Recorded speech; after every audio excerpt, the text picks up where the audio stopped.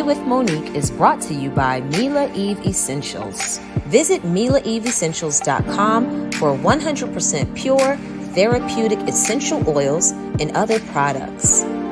Nature knows best, and so does Mila Eve.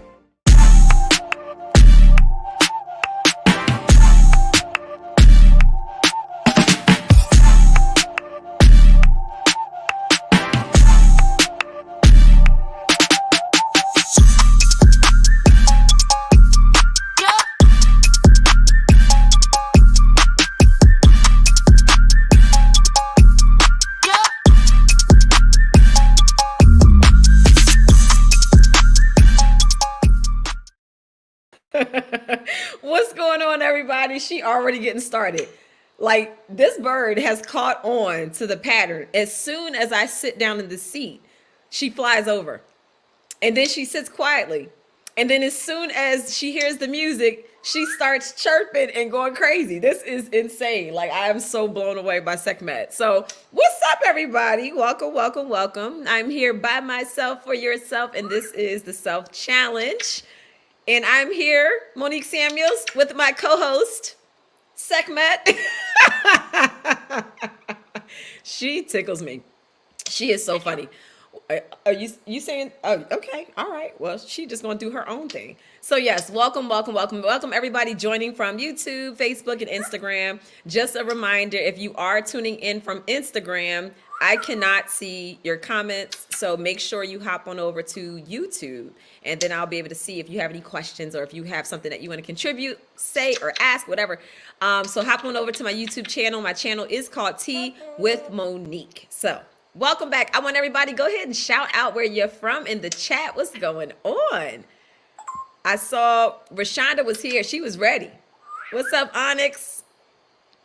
Yes, Kelly Kells, what's going on? Yeah, my co-host is off the chain. She loves to steal the show. What's up, Logie? Yes, yes, yes. What's going on? Waldorf, Maryland. Okay. Where everybody from? We got Houston. She gonna keep going. You saying hello to everybody?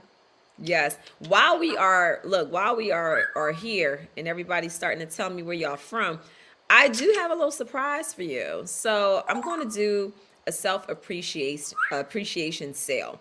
On behalf of Mila Eve Essentials, shopmilaeve.com, I'm offering you 20% off on my store-wide from now until tomorrow night at 11:59 p.m.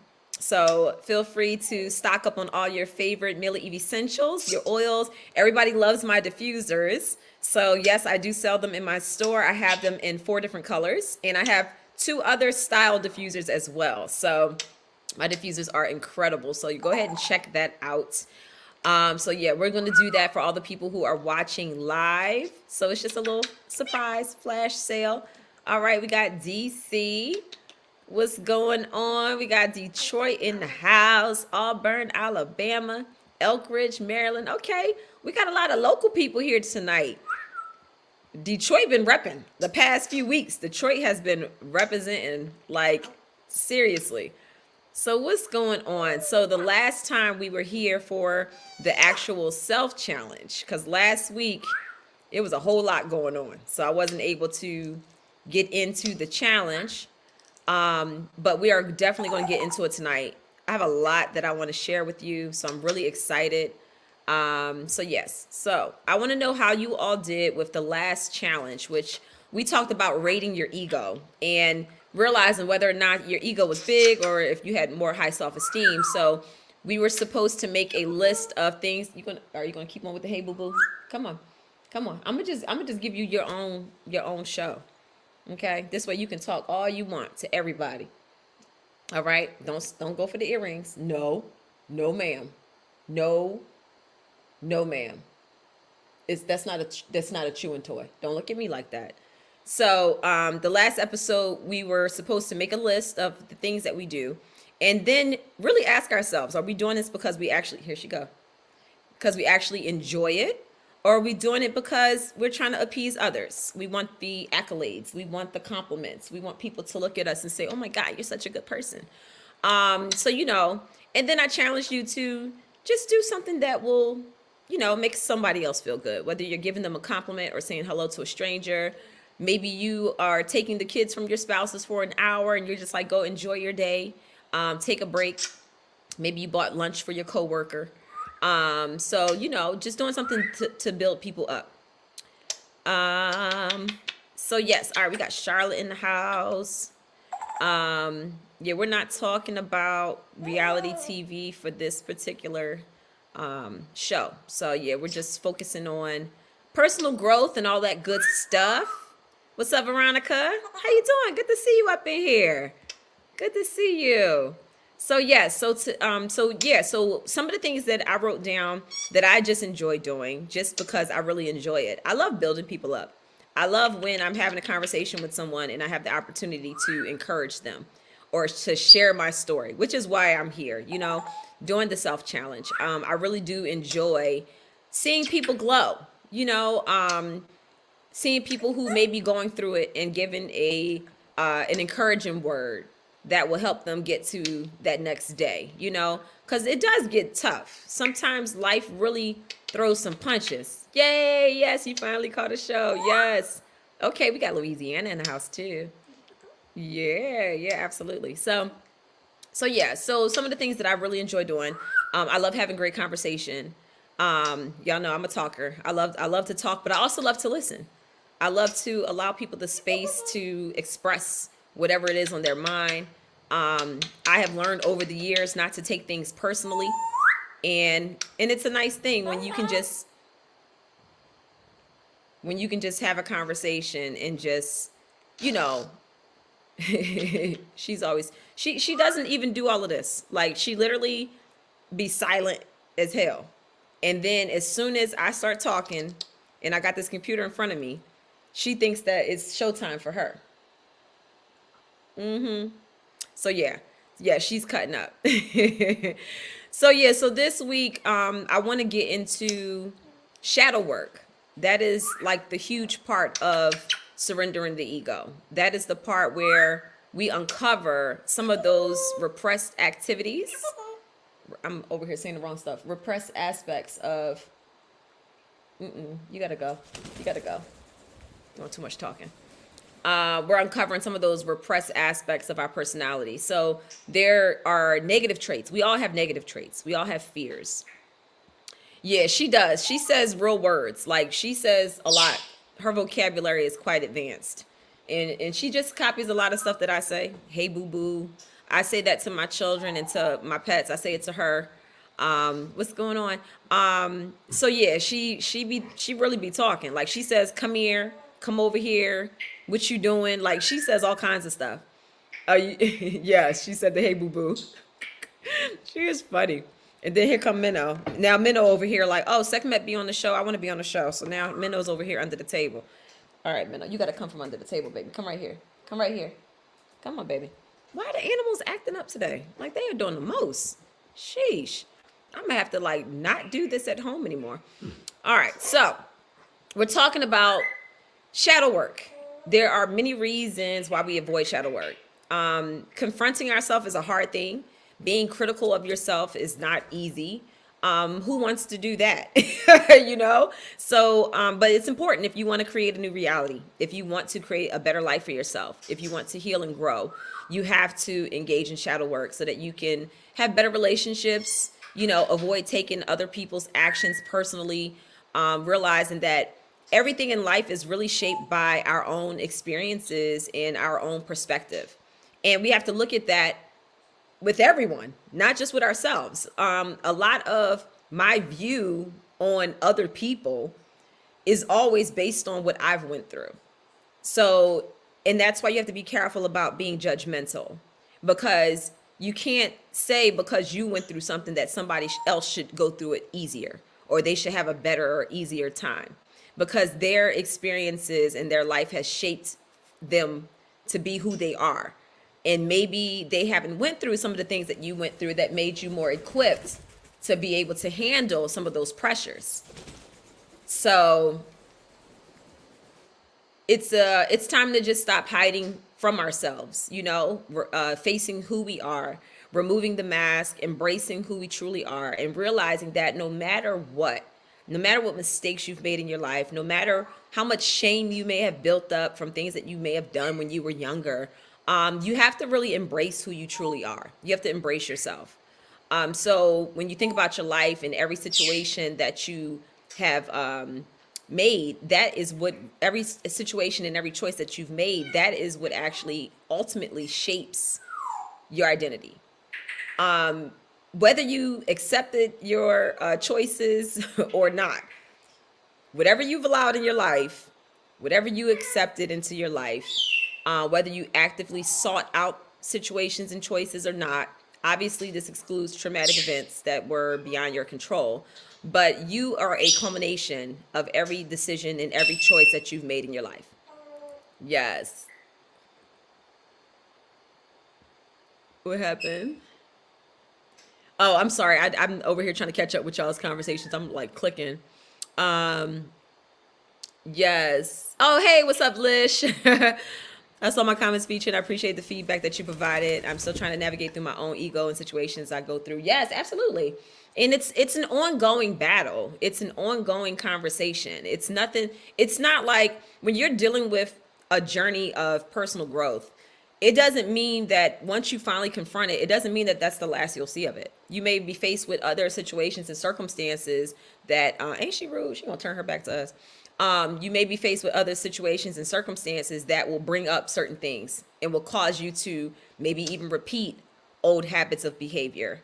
So you have to just show yourself mercy and realize that it's a process. There are times where my ego is in check, but then there's times where I might feel a little triggered. There's times where I may feel a little judgmental, or there's times where I may feel like what I have to say, matters more than what someone else is going through. Or, you always are going to be faced with situations where you have to keep that ego into balance.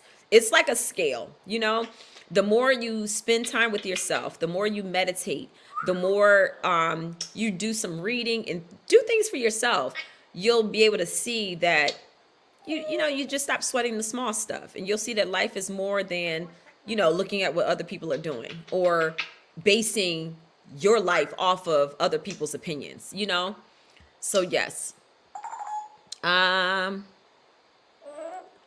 Let's see. Darlene, what's going on? I like doing things for others, but some reason I do not like it when people do things for me. I believe in paying it forward. I'm not a person who wants gifts from people for holidays, birthdays. Okay, I get that. And it may not be gifts, that may not be your love language, but you do have to remember that a part of being in balance is giving and receiving. So, and I was a person where I was always giving, to the point where I wasn't open to receive. So the problem with that is, if you're always giving, that means at some point you're going to become empty. You're going to become depleted. If you continue to empty yourself out without filling yourself up, you're still out of balance. So you have to have an equal balance of giving and receiving. Both are important. So if people offer to do something for you, to help you out, say yes, say thank you. I appreciate your help. Because if you are a person that constantly turns people away when they're offering to help, they're going to look at you like, okay, well, you got it. And then when you get to a point where you're completely drowning, no one's going to help you. And then you're going to start feeling resentful because no one's helping you. But you've been turning down the offers for help. So they really think that you got it. You strong. So go ahead and do it. So just be careful about that and make sure that, just keep it in check, keep it balanced. So, thank you. Yes. Do you equate companionship? What's up, Jason Boyd? She is tripping. Do you equate companionship to being successful? Should companionship be the goal? It depends on who you are. If that's your goal, it's nothing wrong with that being your goal, but just make sure you love yourself first. I personally don't equate companionship to being successful. At some point in time, I did. That it was like, when it becomes to a point where you're like obsessing over it and you just have to have it, you need it, that's dangerous, because then you start accepting people into your life that more than likely aren't good for you or don't even deserve you. then that can turn into the whole people pleasing, you know? So there has to be balance with everything. But I don't think there's anything wrong with a person who truly wants to be in love and wants companionship, and that's their desire and that's their goal.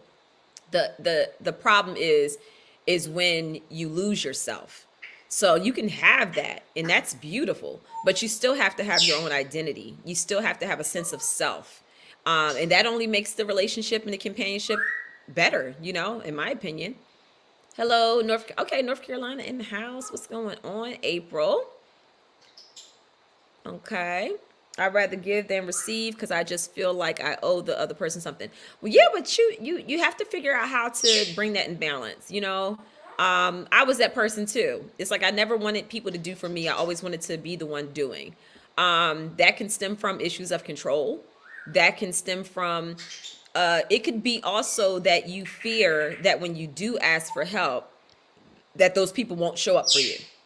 So there could be so much that's tied into why you would rather give than receive. So that's something that you know, ask yourself and go deeper. Like, why is that the case? Because there's nothing wrong with receiving, you know. So yeah, so everybody needs to receive every now and then. What's up, Darlene? Oh, thank you. I appreciate it. What are you doing? You need to be quiet. All right. What happens after balancing the ego? How do you adjust to the new you? Oh, that's a good question. All right. Before I answer that question, let's get into some of the shadow work and the different things that we go through, and why people avoid it. Because that's a great question. I really want to come back to that. Let me make sure I don't forget it. What happens after? I wonder if there's a way I can copy this. Nope, can't. All right. Hopefully I'll come back to it. I don't want to forget that one because that one was really good. All right. So if you think about your situation, everything that has happened in your life, think about everything. Think about where you are right now.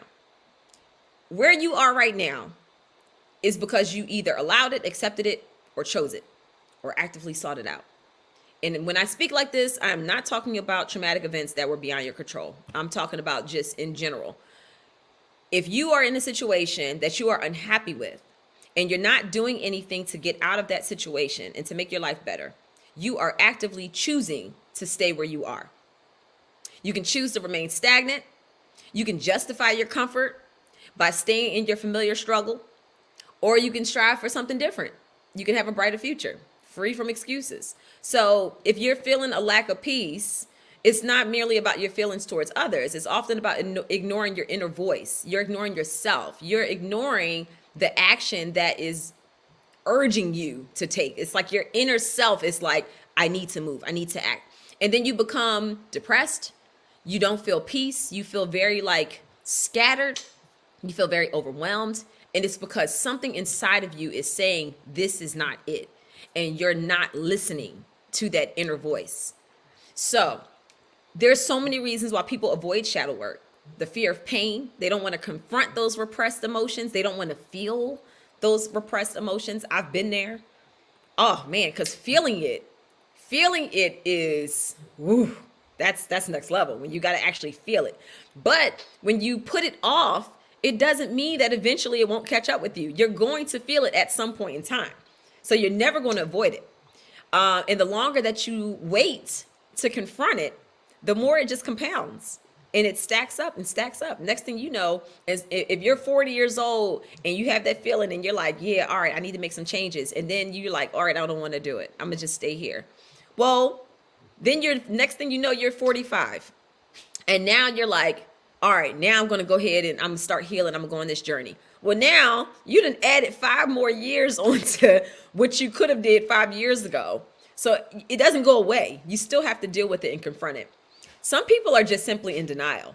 They don't want to acknowledge that they have negative parts of themselves. They don't want to acknowledge that they have undesirable traits. They want to maintain this like positive image, and they're in denial to the point where they truly believe that they're perfect. They may say, I know I'm not perfect, but they really believe that they're perfect, you know? So denial can be a huge one. Being vulnerable. A lot of us do not like being vulnerable because we feel like that gives people easy access to hurt us when we're opening up and allowing people to know some of our pain. Lack of understanding. You may not understand the value in doing that inner work. You don't think it's important. So that may be something that keeps you from doing the shadow work. Or maybe you're just overwhelmed. It's like, this is too much. Worrying about the ability to cope with it. Or maybe you don't have people that you have set in place that you can talk to that will understand where you're coming from. And then the biggest one, in my opinion, is the fear of change. Fearing change. You would rather stay in your familiar hell than to explore the unknown and be in an unfamiliar heaven. A lot of times that is the biggest reason why we remain stagnant, why we do not grow. It's because we simply fear change. Change is inevitable. Life has to change. So you may as well change for the good. You may as well make the changes that are going to allow you to grow. Because let me tell you, it's not fun. Change is not fun. Even when it's for your good. The fact that it's changing, the fact that you're entering into an era that you really don't know what the outcome is going to be, can be very scary. But guess what? If you are going through it and you don't have peace and you are required to make a change that could put you on a path to have peace and joy and to enjoy life and be happy, you may as well go down that unfamiliar path. It's going to change anyway. So you may as well, what in the world is she doing? So you may as well go down that unfamiliar path. Yes, yes, yes. So I want to go back and answer this question really quick though, before I forget. What happens after balancing the ego? How do you adjust to the new you? That is something that we're going to talk about deeper later on in the series. But I do want to just touch on it because adjusting to the new you it's not easy, but it's necessary. And a lot of times we don't even realize that over the years, we've become different versions. We have adjusted to new versions of ourselves. But you know what it is? A lot of times the versions that we're adjusting to are negative, are fear-filled. They are us adjusting to a lower level of where we were. So it's like we're going deeper into a familiar hell, So it's like we become these versions so that we can deal with all of the pain and with all the trauma. We create a version of ourselves to handle that. We get into survival mode and we are changing and we're becoming a new you. But once we start making a positive change and we start doing things that are in the opposite direction, that almost feels so overwhelming because it's so different from what we've been doing. But if you think about just think over your life, you've become different versions of yourself. So adjusting to the new you, as far as what I think you're saying, is adjusting to being out of survival mode. And I think that is really where you're going with your question. It's like, how do I adjust to the peace? How do I adjust to not having drama in my life? And that right there, y'all, is a real thing. And it's something that you wouldn't really think too much of because you, in your mind, when you're in survival mode, you're saying, I just want to be happy. I just want to have peace. And it's something that you say and it's something that you really want. But when you actually start getting it, now you're looking at everything with like skepticism. You're looking at everything like if somebody's being good to you, you're like, all right, so what's up your sleeve? What you gonna do next? Now I'm looking at you with 5 eyes, trying to figure you out. And I might say the wrong thing to that person who is actually good because I haven't adjusted to the fact that I don't have to look at you sideways anymore. So this new version is a version that is coming out of survival mode and adjusting to the fact that, I can actually be happy. And it's funny because that is actually the hard part, is realizing that you actually deserve it. You went through all of those things. You deserve this reward to receive the peace and happiness that you've been working for. And you don't have to look over your shoulder anymore. You have vibrated to a level where you're now attracting people who are like-minded, who are like you, because everything that you do, every relationship is a direct mirror of where you are and who you are. So we'll talk more about adjusting, because you do reach a space where you're literally shedding that old version of you, and you're in this like holding place. And I actually talked about this a little bit last week when I hopped on live, because I was going through it, and I was like, I feel like I have shed that old version, that I had to become to tolerate a lot of the bullshit that I tolerated. I'm no longer that person anymore.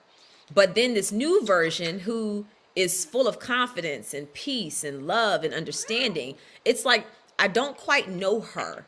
It's almost like a baby being reborn. It's like I'm in this infancy. I'm in this stage where I'm trying to learn how to be this new person, but I can't turn back and do the old things that old me used to do, because I just can't. I'm not that person anymore. So it's like you're stepping into this new level of just like boundaries and holding yourself accountable and loving yourself and not allowing people to take advantage of you and saying no and feeling proud about it, you know? So yeah, that's a good one. When did you go through your spiritual awakening? So everyone has a moment that will trigger an awakening. There's different life events that can happen that will trigger it. You can have a major life transition, divorce, job loss. You can have someone close to you may have passed away. You can be burnt out from stress, and you just basically get to this point where you're so exhausted that you just physically can't do it anymore. You can't take it anymore. You can have relationship issues where they are revealing so much of who you are that you can't take it, and you wake up. You just have this heightened awareness of like who you are spiritually, and you just go into this deep dive. Like, I really want to explore all of me and get to know me. You may experience it by going to a therapist or in counseling. So for me, my spiritual awakening happened when, and I actually talked about this before, my spiritual awakening happened when I got into the physical altercation. And it wasn't necessarily the fight itself. It was more so watching everything that happened after. It was like seeing people's responses that were close to me, seeing people put their mask on and then take it off, gaslighting, being manipulative, all of those things I started to like see. And I'm like, whoa, this is crazy. And if you know anything about reality TV, everything behind the scenes is all about gaslighting and manipulation. I mean, that's how they keep these ladies in the game, outside of their desire for fame or money or what have you. But a lot of times they keep you in the game by gaslighting you, just tough it out this season. You'll be able to redeem yourself next season. Next season, we're not going to focus on all of the stuff you've been doing. We're going to make sure that you look good. We're going to make sure that we really tell your story next season. And then next season comes, and then they dog you out even more. So it's like, it's a game of, I'm going to tell you whatever I need to tell you to keep you here, So after that fight happened, there were so many conflicting testimonies as to what went down. And it became a situation of, all right, we really don't know what happened, so we're just going to create whatever narrative we want and stick to it. And everybody needs to, not that it was planned, but I'm sure some of it was. But it became a situation of almost like, we're all going to stick to this story, and we're all going to stick to this side, because the show has to move and the show has to go on. We have to give some type of reason for why this fight happened. And I got to sit back and see how things were being manufactured that didn't actually take place prior to the fight. Because honestly, it just happened. It wasn't a buildup. There was no real tension leading up to it, not even on the show. So then you saw, this was season 5, you saw them take events that actually happened after the fight, which viewers don't know, but now you know because I'm telling you. But there were certain events and conversations that happened after the fight, and they basically put that and moved it weeks leading up to it. So it made it look like, oh, they had tension building up. They just needed something to justify it because it just happened so out of nowhere, So once you start seeing all of those different things happen right before your eyes, and you are a person who actually was involved in it, If you don't wake up from that, something's wrong. So, long story short, that was where my spiritual awakening began. And from there it just kept going. It made me dive deeper into myself. Thank God. I took it very seriously, and I said, I want to figure out what happened with me. And that was when I started doing therapy, because before I would do therapy, but it would be like with a pastor or something. This time I actually went and got a therapist. Nothing against pastors and things, but sometimes you need somebody that doesn't know you, you know. So you need somebody that specializes in different fields, maybe, that a pastor doesn't. So this therapist that I actually had two therapists at the time. The therapist I ended up working the most with, Dr. Esther Boykin, she's amazing. I loved her because she really specialized in childhood trauma. And at that moment, I had no idea that I even had childhood trauma. When she would ask me general questions, I would be like, yeah, my childhood was fine. But then she would go deeper and she would ask me like specific things, like, was there anything around this time period that you remember that happened that, made you feel really hurt to the point that you shut down? Are there any moments that you feel as though you don't remember in your childhood? Do you remember what those ages were? So she started really going deeper and deeper and deeper. And she allowed me to really investigate reasons why I put a wall up to certain situations that I either witnessed or was a part of when I was younger. And then she asked such an amazing question. I was sharing something with her that happened to me. And then she said, well, how did that make you feel? And I sat there and I was just like, what do you mean? Like, what? She said, think about it. How did that make you feel? A person that you trusted, that you were very close to, for them to do that to you, how did that make you feel? And when she said that, I just broke down and started crying because I never allowed myself to explore the feeling. I just shoved it on the shelf. And at that moment, that's when I realized that that was my pattern. That's what I did. I went through things, people did things to me, disrespected me, and I just took it. And not saying that I was perfect about it. Like I said earlier, I ain't perfect, but no, it's not that I haven't done things to people that I, felt bad about and had to apologize about. But in those moments, the things that were done to me, I didn't really address it. Going back over there. I never really addressed it, and I never allowed myself to feel it. And that triggered a very dangerous pattern of not dealing with anything, just accepting things and letting people, treat me how they wanted to treat me, and not really allowing myself to stand up for myself. I was always expecting someone else to stand up for me. I had issues of protection. I always felt like I needed to be protected, and I never really understood why. But it was because I never developed that quality for myself. I always felt like somebody else had to do it for me. And in return, I became such a protector of everyone else. I always wanted to make sure other people's image was intact, or other people looked good, or I would hold my peace and not say anything about this person because I don't want them to look negative to other people. And I had to get over that. And to a degree, I still do that. I feel like there's a certain boundary that shouldn't be crossed with certain things, but then I also feel like I do take a lot of heat because I don't share all of the details of a particular story in order to protect other parties.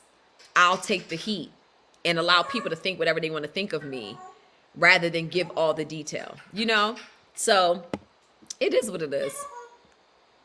So yeah. There are so many things I don't remember about my childhood, and I believe it stems from trauma. I'm 32. My sister recalls memories that I don't remember at all. Yeah, there could be some event that happened that your body goes into protective mode, and it will shut down certain parts of your brain. It's just like when people go into shock. It's just like when a person gets into a car accident, your body will shut down to protect you from feeling certain things.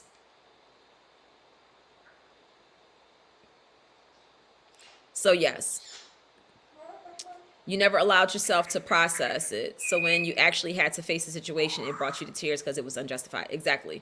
A lot of things in life. Exactly. Yes, yes, yes.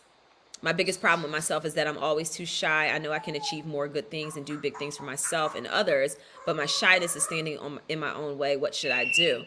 If you're shy, you have to, and it's so funny. You would never believe this, but I used to be shy. It's funny. I used to call it cafeteria phobia. To this day, I don't like being in crowded rooms. I don't like being in places where there are a lot of people. I'm actually shy, but nobody believes it because I have become an introvert extrovert. You know, I've learned how to push myself to be more open to people. And she's funny because she's really over here like getting louder and louder just because she knows I don't want her to talk. All right, Sekhmet, we hear you. We hear you. Okay. So yeah, a way to push beyond that shyness is to force yourself to just do something different. Maybe I wouldn't just say jump into a room full of a bunch of people, but if your shyness, it depends on what your shyness stems from. Is it because you don't want to hold or carry a conversation? Is it because you fear that you may not know what to say? Or is it because you're in a crowded space? So yeah, she is having a whole moment. I'm about to put her in the room in a second.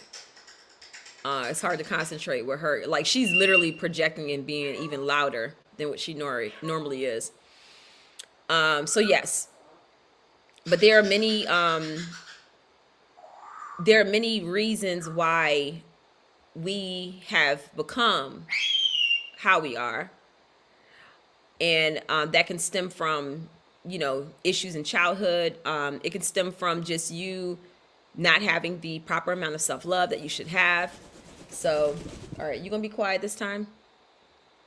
So yes, but in order to find yourself and to be able to do that shadow work, you do have to accept yourself. The good and the evil. All of us have both. A lot of times when we are at this crossroad where we really don't want to deal with ourselves and do the inner work, we become even more depressed and unhappy. We have that stagnant energy that's inside of us that's literally not allowing us to move forward. Do you think being on reality TV accelerated your growth in finding yourself? Absolutely. Absolutely. I'm actually writing a book right now. It's called Love Letters from Versions of Myself. And in the book, I actually talk about the fact that I am actually grateful for my experience on reality TV because I do feel like it woke me up. It allowed me to see the illusion I was living in. And I think people get it kind of twisted when I do speak about my marriage. They think that when I say, it got to a point where I was miserable, it wasn't that I was just miserable the whole time. And it wasn't that the marriage was terrible the whole time. Like, people got to witness a lot of very genuine moments. It was the fact that once I did wake up and start to see what I had been accepting and to see what I was not demanding for myself and how I wasn't loving myself, that's when it became like, whoa, what is happening here? How have I been living like this the whole time? Because a lot of times when you're in it and you're oblivious to your situation, or if you've always been a people pleaser, you're really believing that you being a people pleaser is a good thing. And that's like good for you and good for everybody else. But it's not until you've pleased others so much and then you become burned out and depleted and exhausted. And then when you look up and you're like, hey, is somebody going to help me? All these people that I've been pleasing, is somebody going to help me? And you look up and see that there's nobody helping you. That's when you start realizing like, wait, this hasn't been reciprocal. Like this, what's going on? So that's when you start to realize that you've been living in this illusion. And that's when you wake up and you say, whoa, this no longer works for me. I have to make some changes. I need to do something different. So yes, absolutely. Absolutely. So yeah, I think people get it, they take it the wrong way when I'm sharing my story. It's retrospective. It's me looking back on what I had allowed and what I had been through. It's not saying that what you saw was all fake or not real, or I just made it up. You know, when you're in a marriage, when you are a wife, most people, like most families in general, like when we have things that happen in our families, we don't just go out and share it with the world and put it on blast. Most couples, if you get into an argument, they wait till they get home and they handle it. So it was one of those types of situations. Now you do have people, come here. No, come here. Because you tripping. You do have people that, just pet her because I think she'll be quiet then. You do have people that that will just flat out argue in front of people and don't care. You know, that's not something that I've ever been down with, you know, unless it's like a close group of friends and an argument pops off and it just happens. But for the most part, I'm not about to be at an event and I'm about to be arguing and showing out in front of people. Like that just, I'd never float like that, you know? But I think that that there's a certain level of privacy that is maintained. And I think what happens is when you show only the good sides of your marriage or relationship, and then it comes to an end, people are left confused because they're like, I didn't see that coming. I didn't even know that there were issues. Well, why would you know? Like, why would we show you that? That's just like people on Instagram or Facebook, you know, posting pictures. And it's like, oh, you don't ever post a picture of yourself looking bad. Why would I do that? Why would I post a picture of me looking jacked up? Of course, if I'm going to post a picture, it's going to be the best picture that I have, or I'm not going to post at all. So it's just like that with relationship. A lot of times we don't know what's going on in people's relationships until it's over and then they start to share. And I think it's important to share because then you realize that some of the things that you're going through that you were able to overcome, or maybe you're currently going through, you don't feel alone. I think a lot of reasons why we don't grow is because we feel so alone. We feel like nobody else can understand where we are. We feel like no one can relate to our situation and our problems. And we feel so alone that we just keep it bottled up. And that's not good, because if you don't release it, that turns into disease, you know, that turns into pain and trauma in your body. You jack up your nervous system, your cortisol levels shoot up, you know, and you're no longer healthy.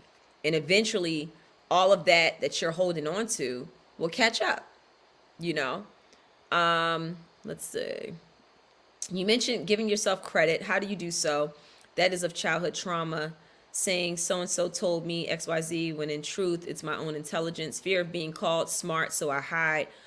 Giving yourself credit is, well, based on what you're saying, you can't really be so worried about what other people think. You know, I think a lot of times when we're children and we're being told to like lessen who we are in front of people, that's because that's ego related. It's because of you don't want other people talking about you. You don't want other people saying this, that. You're so concerned about what's happening outside of you more so than what's going on inside of you. You know, so those are things that you have to just ignore the outside noise. And you have to know that you deserve the best. You have to know that you deserve to share and let your voice be heard. You can't be afraid to be who you are, because most times when we are afraid, it's because we are afraid what other people will think about us. And you just have to get to a point where you're like, you know what? Let me focus on me. And let me be so confident in my own skin that I start to attract other people who are like me, that make you feel safe, you know. And it is possible, because once you start growing, I'm telling you, the negative people that may have been a part of your life prior to, they won't be able to stand to be around you, because you'll be exuding too much positivity. You'll be vibrating on a whole different level and frequency than them. They won't even be able to reach you. So, yes. I recently celebrated 24 hours of filtering through 23 years of great darkness within oneself. Living to learn and learning to live. Oh, wow. I'm not sure what that means. What do you mean? I'm sorry. I just celebrated 24 hours of filtering through 23 years of great darkness. Oh, okay. So for 24 hours, you have been going through it. You've been pulling out and digging deep into yourself. Is that what you mean? Thank you. Very wise decisions and knowledge. Yes. Thank you. Thank you. Let's go deeper with that comment. I want to make sure I understand clearly what you were trying to say. So, all right. So let me go back and go through my notes. So, what I do want people to understand is when you are going through and you're doing your shadow work, when you're really digging deep into yourself, y'all see how quiet she is, right? Because she's in my lap and I'm petting her. She's spoiled. So, look at her. Look. She a mess. Ain't she a mess? So now I know what I need to do. So when you are going through your shadow work and you are allowing yourself to feel, let me tell you, it is not fun, but you can do it. You can absolutely do it. I would say definitely have people that you are comfortable expressing and sharing with, you're comfortable talking to. Have a good solid circle of people that can pour into you. And then on your bad days, they're pouring into you. And then when they're having a rough time, you're pouring into them. That is absolutely necessary. Journal, get it all out of your head, get it onto paper, whatever you have to do to get it out of your system. Cry when you need to cry. Don't feel like, oh, I'm pathetic. I'm crying today. Who cares? I was crying earlier today. I was bawling, crying, driving to Bethesda to get a facial today. And I was in the car and I was crying because I was just so happy. I was like literally bawling and I was just like, thank you, thank you, thank you. I felt so overwhelmed with gratitude. And it's not that life is just so perfect. It's just that I'm still here and I can feel the excitement for what I haven't quite received yet, but I can feel it making its way to me. And for that, I feel so gracious. I feel so full of gratitude. I'm just so happy. And I was just thanking God the whole drive. And I'm just letting it come out. You know, you need those purges, you know. So yeah, so when you are going through this whole shadow work, it's like doing a spiritual detox, you know. It's the same as when you are doing a cleanse. If anybody has ever like done a detox or a cleanse, then you know those first couple of days, you are like tired. Your body's going through it. You're having all kinds of cravings that you know you shouldn't be eating certain things. And you know that that's the reason you're doing a detox. And your body goes through it. You feel weak. You feel tired. You finally just say, I give up. Let me just lay down and listen to my body.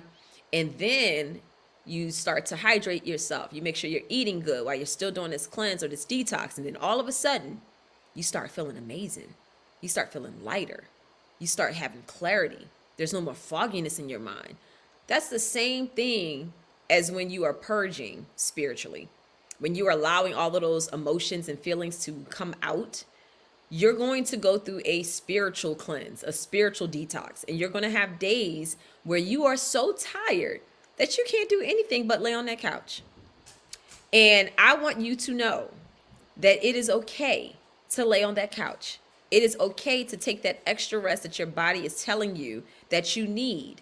Because let me tell you, you have to understand that you are enough, that you are valuable, that you are worth loving, that you are the most incredible person to have walked the face of this earth, whether you are sitting on a couch or running around like a chicken with your head chopped off.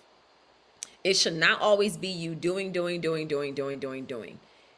and going a mile a minute out here willy-nilly, or like me and Jeff like to say, Betty booping.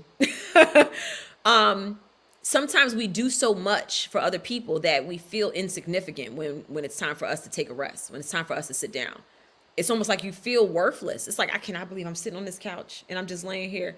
But you need to do that. You need the rest. And your body needs it. Your mind needs it. Your soul needs it. Your spirit needs it. Everything, your emotions need a break. So it's okay when you feel those moments. Don't feel like you have to fight it. Like, all right, I got to get up off this couch. Unless you got to go to work and you want to lose your job, obviously. But You have to take time for yourself, and you have to realize that what you're doing is the same as purging toxins from your body, because you literally are. Everything that you have experienced in life that's traumatic, all of those pent up emotions and feelings, they are stored somewhere in your body. It may be in your digestive system. It may be in your reproductive system.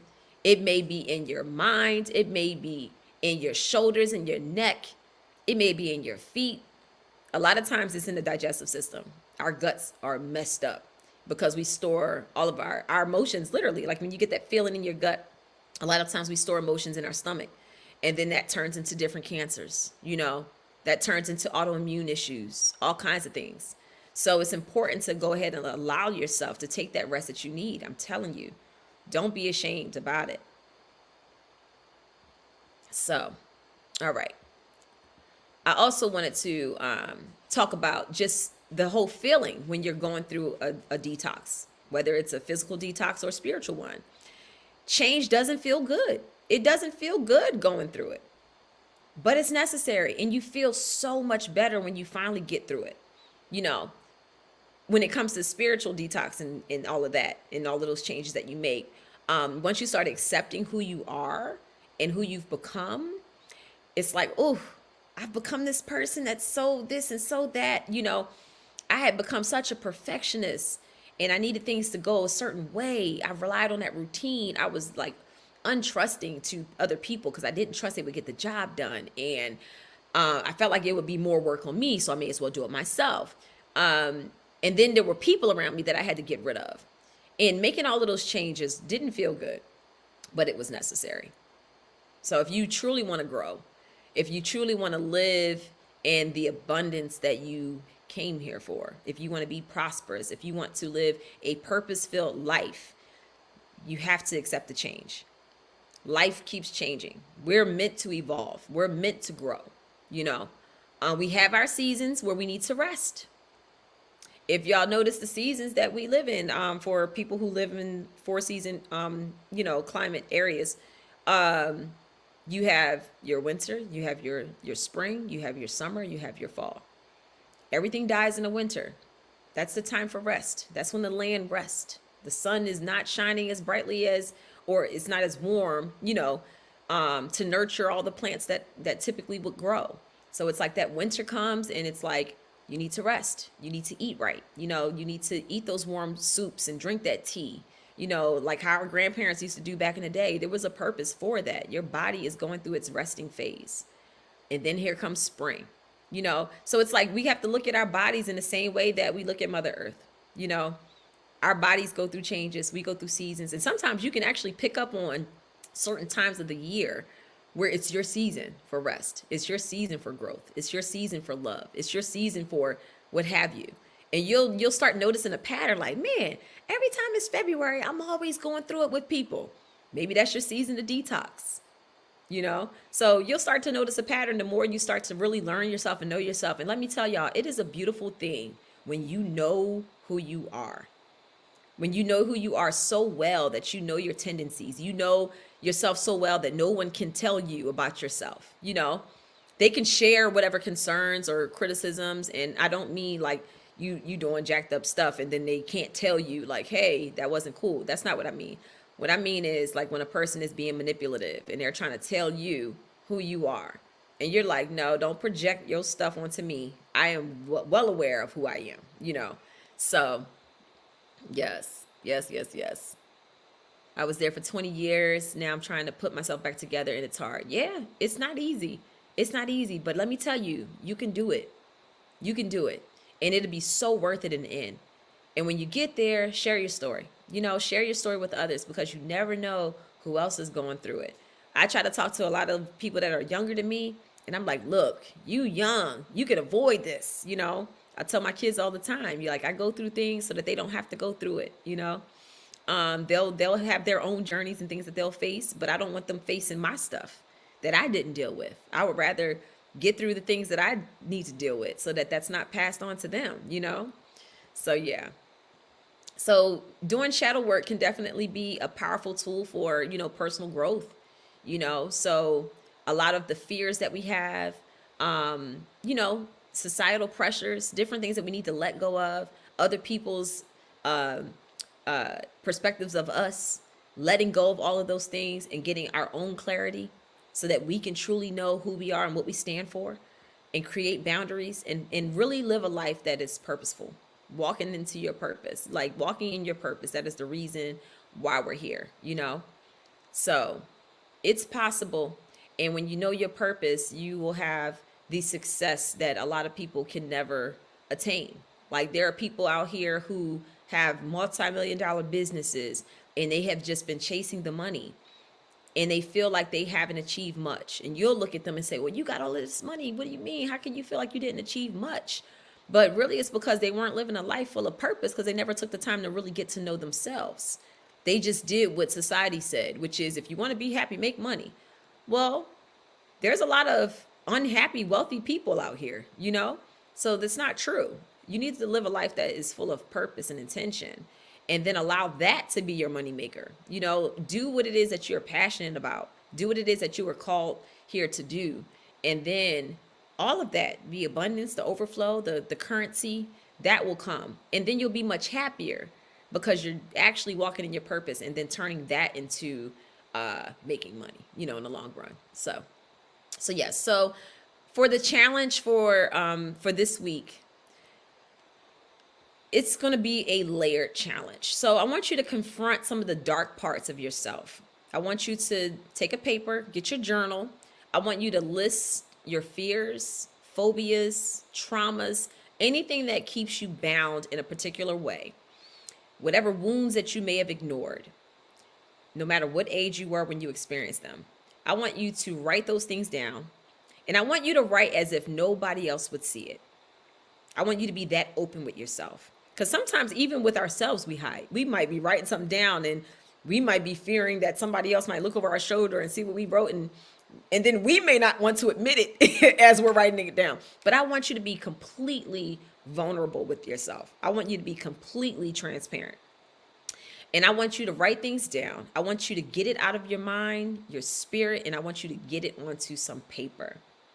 And then after you wrote that list, I want you to look at that list and say out loud, I release myself of, and then whatever it is that you wrote, whatever that trauma was, whatever that fear was, I want you to say, I release myself of blank. I release myself of blank. And just go down your whole list and just release yourself from it.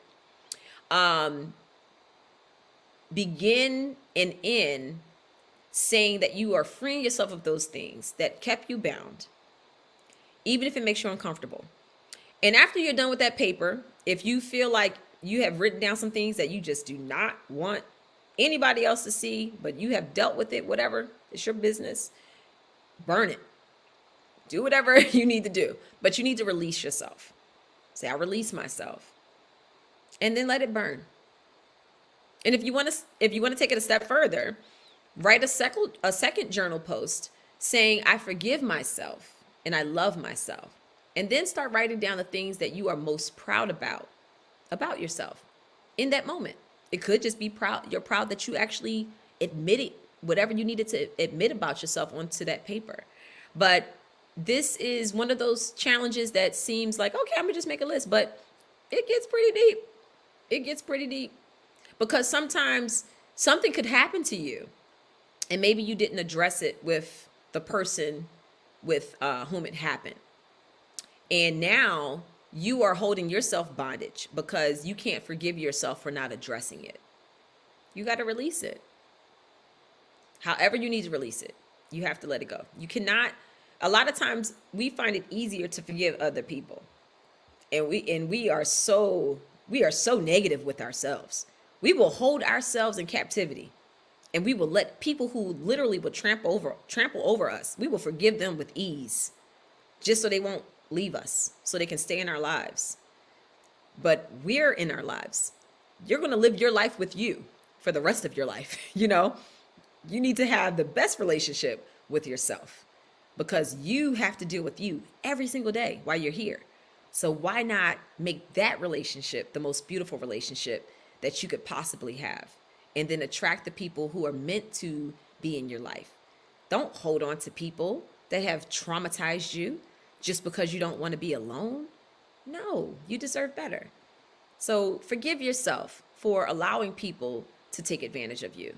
Forgive that version of you that allowed that. Heal that part of yourself. Like, let yourself feel that love. Send love in that direction to yourself and say, you know what?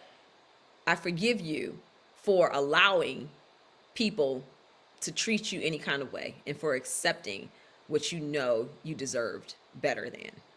So yes, so that's what we're going to do. And then for next week, this one's going to be fun. I hope y'all think it's fun. I think it's fun because this is like my favorite part. Next week, we are talking about woe is me. It's natural to adopt a victim mindset when we struggle to accept accountability or take responsibility for changing our situation. However, this mindset ultimately holds us back. It keeps us stuck, and it prevents growth beyond the version of ourselves that we developed in order to cope. So we have the power to change our circumstances if we truly believe we deserve better. But real change starts in the mind. And while it's okay to complain every now and then and express your frustration, you have to push beyond your complaints. I believe that we're greater than our struggles. And you have to remember that the universe responds to the energy that we project. So if we're sending out woe is me, pity me energy, then we're always going to feel like a victim. We're never going to conquer our issues and grow and be better. So you have to put out that energy that makes you a conqueror, so you can break free from your familiar struggles and embrace the new possibilities if we let go of self-pity and welcome in that new, unknown, unfamiliar heaven. So next week is going to be really fun. So you said Reverend Monique. Oh, yeah, so funny. Oh, thank you, Robin. I appreciate it. I appreciate it. Listen, I'm doing the work right along with y'all. And I appreciate y'all being here. When I have these sessions, I'm also talking to myself. I'm preaching to myself as well. I'm sharing as I'm going through it. I'm sharing what I've been through. And I hope that it will inspire you to love yourself more. Because honestly, to me, that is the key to everything we want in life. Everything we want in life starts with us loving ourselves. Our inside is, our exterior is a reflection of what goes on inside of us. So whatever you have going on in your life, whether you like it or not, it is a direct reflection of what's going on inside of you. Because everyone that's around us are mirrors. If you find yourself preaching to somebody or saying something to somebody, a lot of times we need to take that advice that we're giving, we need to apply it to ourselves. A lot of times we speak to people hoping that they will overcome their situation because we need to see evidence that it's possible. We're preaching into them and we're telling them, you can do it. You got to change. You got to do this. You got to do that. You got to get out of that situation because we know that's what we would want to do in that situation. And we hope secretly that if they can get out of it, maybe I can. If they can overcome this trial, then maybe I can. So we need to learn how to take those same things that we say to other people and apply it to ourselves so that we can actually grow. We don't need to have an example of growth. We can be the example of growth. So, yes, I appreciate y'all. Thank y'all so much. This was a great evening. It was a beautiful show. I hope that you were all able to learn something. And make sure y'all go ahead and check out Mila Eve Essentials with my surprise sale. The code is ShadowWork, and you get 20% off on your total purchase store-wide. And that sale will run until tomorrow night at midnight, 11:59 p.m. And I did that as just a thank you for catching the show live, So I do want to answer this real quick before I go. Is there a certain brand or type of coconut oil to mix with the frankincense for dark circles under the eye and puffiness? How do I apply? So the frankincense, my frankincense, I only can speak for the oils that I sell. My frankincense can be applied directly underneath your eye. You don't necessarily need a carrier oil because it's very gentle. But if you have sensitive skin and you do want to mix it with coconut oil, you can. I actually have fractionated coconut oil in my store. So you can use my coconut oil. And yes, it definitely works. That you probably heard someone mention that because I've been talking about that for years. Yeah, frankincense will keep those under eyes from being puffy. and it will keep them nice and clear so you don't have dark marks, especially for people who wear makeup. It helps to prevent that staining from the makeup. So yeah, and then you can check out my skincare line, because another thing about wearing makeup is proper cleansing. A lot of times, whatever cleansers we're using aren't cleaning our faces very well. They're, it's not taking the makeup out. The makeup's clogging our pores. Just so you know, I actually use my fractionated coconut oil as makeup remover. So I use the coconut oil and I literally go all over my face and my eyes. It doesn't burn my eyes. I get all of the makeup off. And then I follow with my charcoal face cleanser. And then I follow that with the Flawless Glow Toner, the Glow Serum, and then the moisturizer. So definitely check out my skincare products. Everything's 20% off, including the skincare. So you may want to take advantage of that, and my diffusers. And tonight, I don't know if I mentioned, tonight I'm diffusing Mila Eve Signature Scent, Black Pepper, Peppermint, and Lang Lang. And it smells really good. I like it. I like it a lot. I like this combination. It was the first time I tried it. So I like to mix up different things and come with something new for y'all. So that's what I'm diffusing tonight. I did 5 drops of each one in that purified diffuser, which is also in my store. So definitely check that out. So thank y'all so much. Oh, thank you. I'm so happy that you love the skincare products. They are natural, no chemicals, vegan friendly. So yes. I wish I knew about the store-wide sale last night. I placed a large order. Wish I had the discount code. Oh, wow. Oh, I'm sorry. Dang, that sucks. I just literally, before I jumped on live, I was like, you know what? I'm going to do a little sale. So all right, I will say this. The month of October is going to be filled with sales. It's going to be filled with some sales because that's my birthday month. So yeah, we'll get you for sure. We'll get you some good discounts. So yes, thank y'all so much for joining me for another episode of the Self Challenge, and I will see you all next week. So I want you to just be encouraged, take your challenges seriously. I know you can do it. I believe in you. You got it. And I will see y'all next week. Y'all have an amazing night. The Self Challenge on Tea with Monique is powered by Mila Eve Essentials and the Redefined Me community.